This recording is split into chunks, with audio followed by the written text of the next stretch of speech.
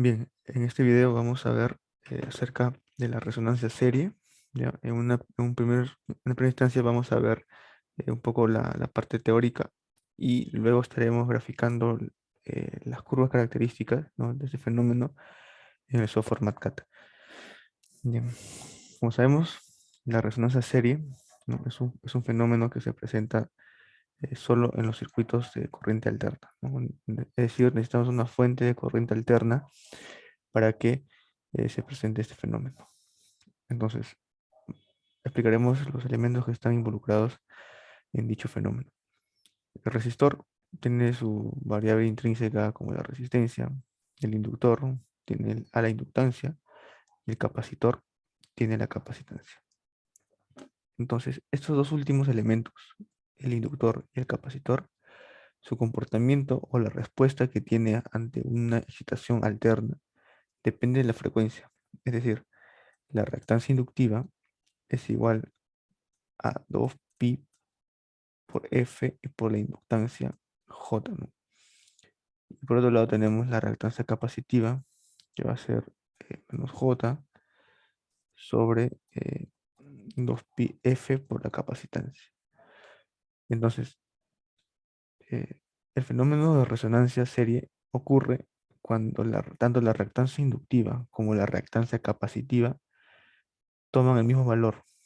Y al tomar el mismo valor con dirección contraria, ese fenómeno, o mejor dicho, la oposición que presentan ambos elementos a la corriente, al paso de la corriente alterna, se anulan entre sí. Y de modo que obtenemos un circuito equivalente que podríamos representar como un conductor, es decir, que estarían en cortocircuito, ¿no? Como representamos en esta imagen. Entonces vamos a analizar un poco más a fondo como la forma matemática, ¿no?, de cómo podemos explicar este fenómeno de resonancia. En un diagrama en un plano complejo, nosotros podemos representar en el eje real la resistencia, ¿no? Y en el eje imaginario positivo a la reactancia inductiva. Del mismo modo, en el eje real negativo tenemos a la reactancia, perdón, en el eje imaginario negativo tenemos a la reactancia capacitiva. Entonces, eh, sabemos que la impedancia del sistema o la impedancia de un circuito va a ser igual a la raíz cuadrada entre la reactancia al cuadrado más la resistencia al cuadrado. Entonces, este fenómeno de resonancia ocurre básicamente cuando estos dos valores, tanto la reactancia inductiva como la capacitiva, se igualan, ¿no? Ya que tienen el mismo módulo, pero en direcciones contrarias el efecto se anula entre sí, ¿no? De tal modo que la impedancia del sistema prácticamente queda caracterizado por la resistencia. Entonces, si nosotros queremos, a ver, por ejemplo, determinar la impedancia del circuito, de lo anterior que hemos demostrado el comportamiento de eh, ambos elementos, tanto el inductor como el capacitor, entonces esa impedancia, ¿no? Esa impedancia podemos representar como el valor de la resistencia, perdón, la reactancia equivalente, mejor dicho. La reactancia equivalente podría ser como, eh, digamos, 2pi por la frecuencia, por la inductancia, J menos 1 entre 2pi F por la capacitancia. Entonces, nosotros sabemos que la inductancia va a tener una respuesta lineal en el dominio de la frecuencia, es decir, que la reactancia inductiva en, en el dominio de la frecuencia va a tener una respuesta de esta forma. Es decir, esa curva va a ser la reactancia inductiva en función de la frecuencia. Por otro lado, lo que vamos a tener con el tema de la reactancia capacitiva es que va a ser una curva inversa, una inversa multiplicativa. De esta forma, la frecuencia y la reactancia capacitiva. Entonces, esta curva va a ser la respuesta del capacitor en función de la frecuencia. Entonces, ¿Qué ocurre si nosotros superponemos ambos valores? ¿No? Lo que vamos a obtener es que vamos a tener una gráfica de esta forma, más o menos así, ¿no? Más o menos así. Tenemos la reactancia, no, bueno, o sea, la reactancia equivalente, y acá tenemos la frecuencia. Entonces, nosotros al tener ya un circuito eh, de esta forma, ¿no? Una inductancia más una capacitancia, es que en un rango de frecuencias, este circuito va a tener diferentes características. Desde la frecuencia cero hasta la frecuencia de resonancia, observamos que el circuito va a ser predominantemente capacitivo. Y desde la frecuencia de resonancia en adelante, el circuito va a ser predominantemente inductivo. Entonces, recordar que la respuesta de un circuito depende bastante de la frecuencia, ¿no? Es muy importante saber a qué frecuencia se trabaja para así poder determinar el comportamiento real del circuito. Entonces, cuando estamos en un fenómeno de resonancia real, ¿qué es lo que ocurre? ¿Por qué se anulan tanto ambas reactancias, ¿no? A ver, si nosotros realizamos, por ejemplo, montamos este circuito,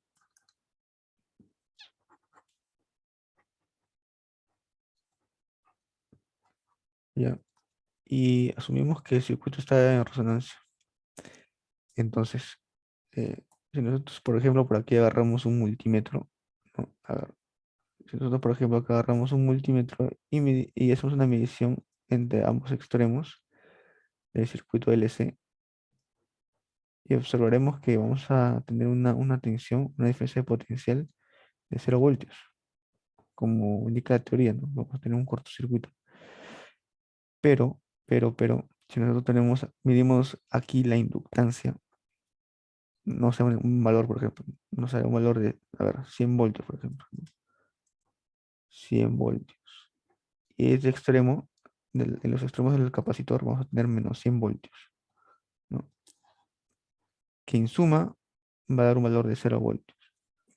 Entonces, no significa que el inductor y el capacitor dejen de funcionar, no, sino que básicamente lo que ocurre en este fenómeno es que el inductor almacena una energía en un medio ciclo de onda, tal que en el segundo medio ciclo de onda, el perdón, el capacitor recepciona esa energía almacenada.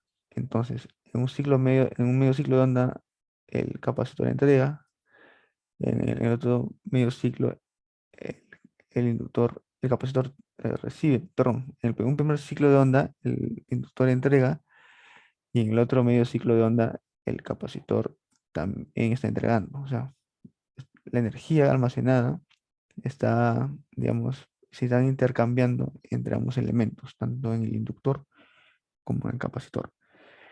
Entonces, es como que este sistema se aísla del circuito total y prácticamente se queda intercambiando la energía entre ellos. Entonces, es por eso que a esa frecuencia de resonancia hay esa consideración de trabajar, ¿no?, al sistema como un cortocircuito, ¿no? Entonces, vamos a ver que hay aplicaciones de la resonancia que nos dan algunas ventajas para eh, corregir algunos, digamos, contingencias que se puedan presentar en el sistema. Uno de esos casos, por ejemplo, podría ser el tema de tener, por ejemplo, ¿no? Acá tenemos, a a ver, en los sistemas de potencia, por ejemplo, es muy común usar la electrónica de potencia. Y como sabemos, todos los dispositivos que conciernen o que trabajen con la electrónica de potencia eh, inyectan corrientes armónicas al sistema, ¿no? Y estos a la vez generan una distorsión en la forma de onda.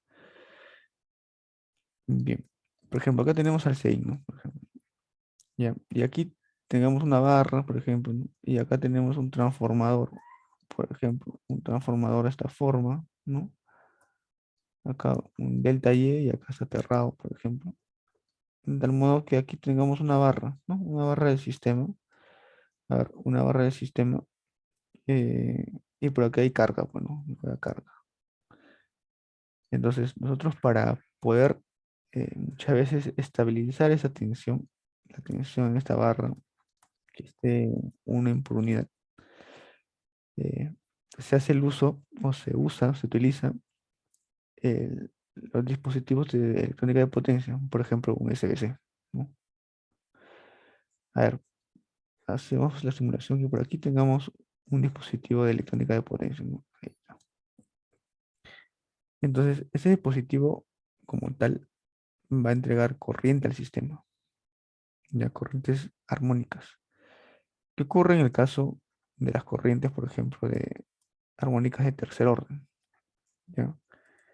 Las corrientes armónicas de tercer orden, al pasar por este devanado en delta, se van a eliminar, ya que los devanados deltas son digamos, un filtro natural de las corrientes de secuencia homopolar y también las corrientes por consecuencia, también las corrientes de tercer orden, ¿no? Entonces, si nosotros, por ejemplo, tenemos aquí una corriente de tercer orden, perdón, un armónico de tercer orden, entonces esta corriente se le entrará al devanado en delta, se van a extinguir. Entonces, eh, como tal, esta corriente no es, digamos, un peligro para el sistema, ¿no? Que pueda causar alguna deformación en la forma de onda, ¿no?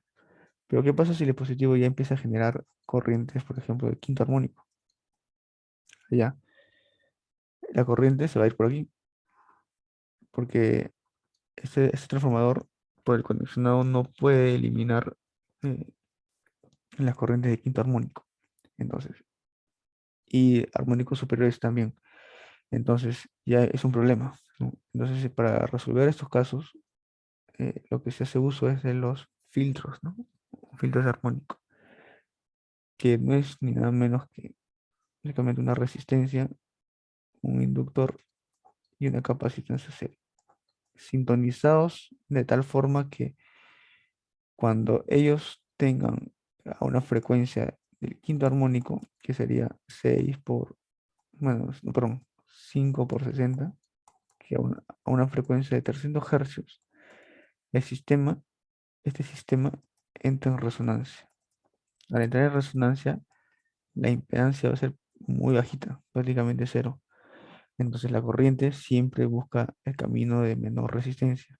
Es por ello que la corriente, en vez que se vaya hacia el sistema, la corriente se va a ir a través del filtro.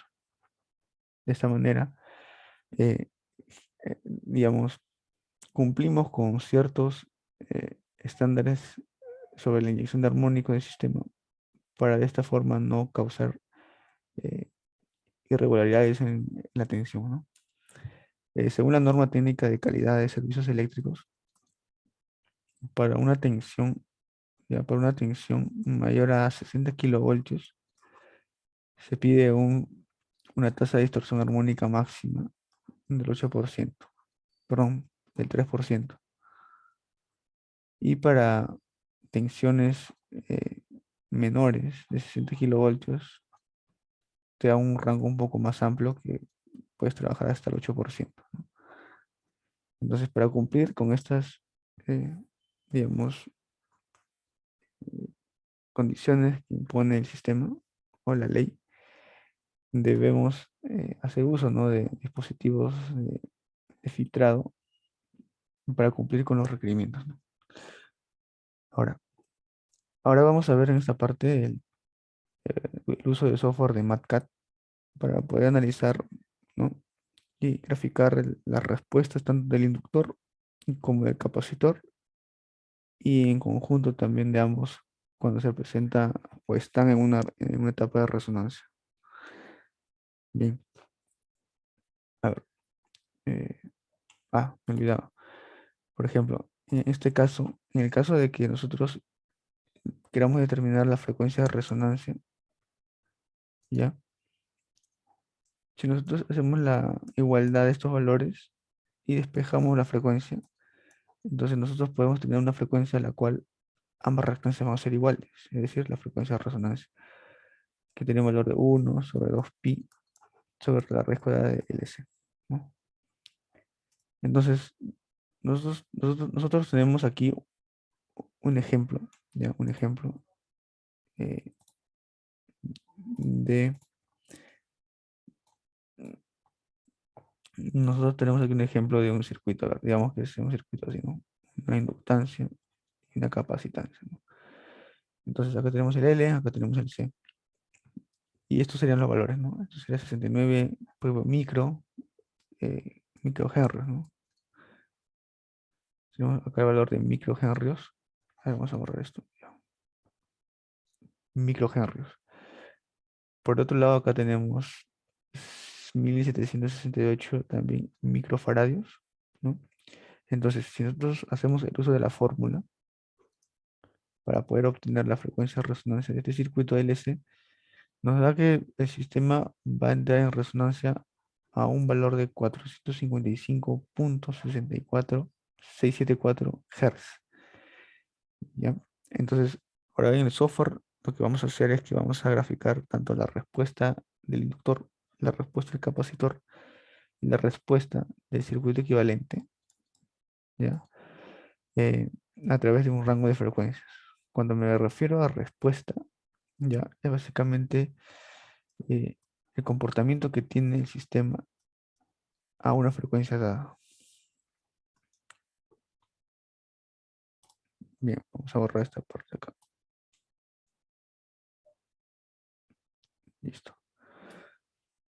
Entonces, vamos a explicar un poco una de las tantas formas que se puede graficar estos comportamientos de los circuitos LC. Por ejemplo, en este caso yo he usado un método iterativo, ¿no? En el cual básicamente vamos a generar esta matriz P, donde la primera fila va a ser, perdón, la primera columna va a ser el número de iteraciones que se han realizado. En la segunda fila vamos a tener eh, el rango de frecuencias que hemos tomado. ¿Ya? En la tercera fila vamos a tener las impedancias serie. En la cuarta fila vamos a tener la reactancia capacitiva. Y en la última fila, en la última columna, perdón, vamos a tener la reactancia inductiva. Entonces, eh, bien.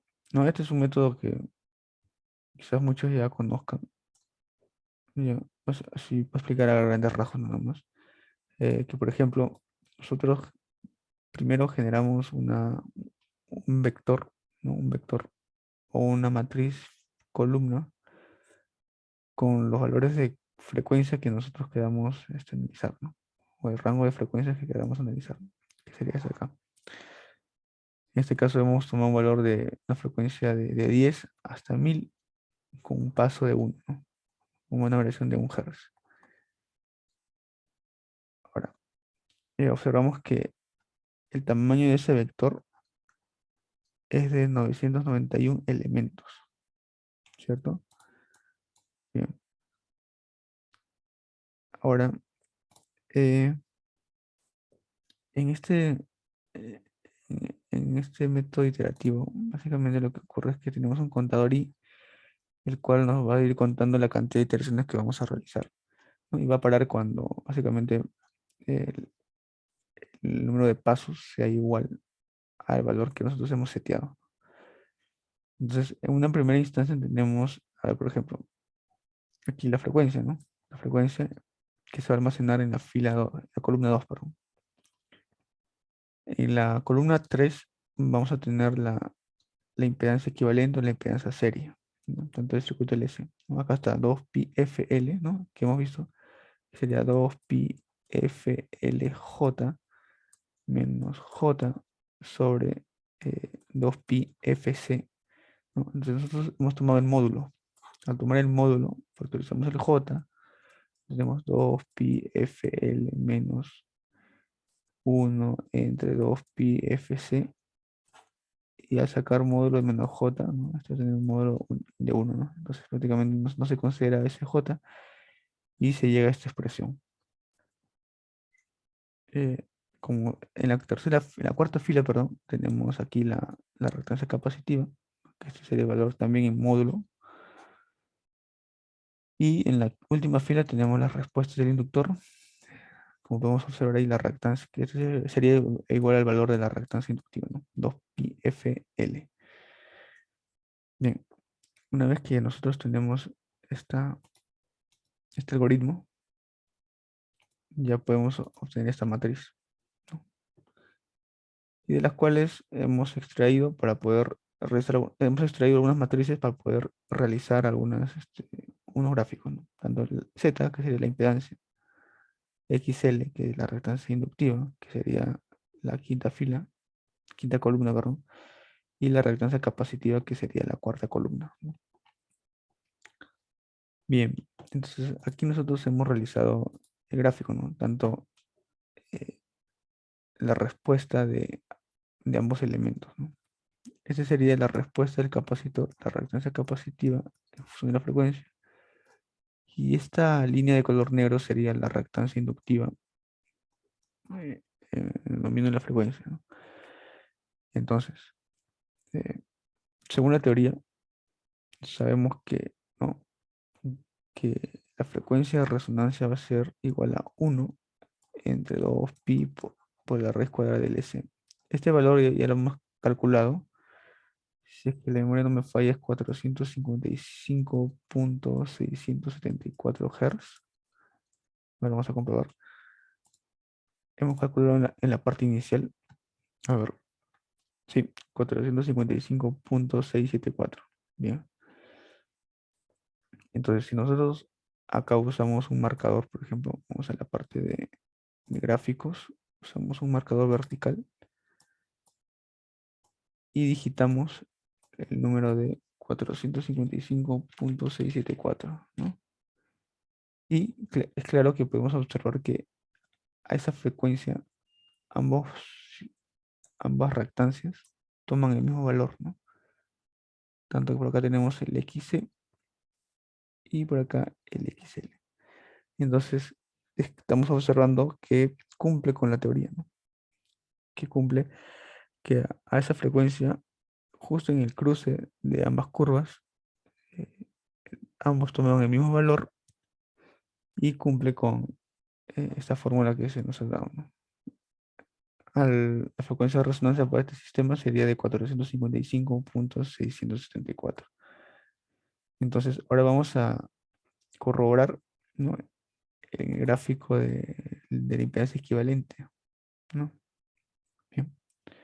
Del mismo modo tenemos aquí que agregar un marcador vertical. Entonces digitamos la frecuencia de resonancia, 455.6774. Y es claro que a esta frecuencia, el valor de la impedancia es prácticamente cero, ¿no? Claro que viene afectado por el valor de la resistencia, ¿no? O sea, nosotros en este caso solo hemos estado calculando el circuito LC, ¿no? Si bien él toma un valor de cero, ya, pero la impedancia ya del sistema, o sea, del circuito, es igual a la resistencia, ¿no? Entonces sabemos también que, por ejemplo, eh, eh, en los sistemas de potencia, ¿no? El X sobre R es mucho mayor a 1, ¿no? Entonces, eh, en estos casos, ya, eh, al tener poca resistencia, se asume que el Z es prácticamente cero, ¿no? Porque generalmente la resistencia está en valor de, de ohmios, o en caso de a veces extremos hasta miliohmios, ¿no? Eh, bueno, espero que haya sido de su agrado este video y les haya servido. Ya nos vemos en otra oportunidad.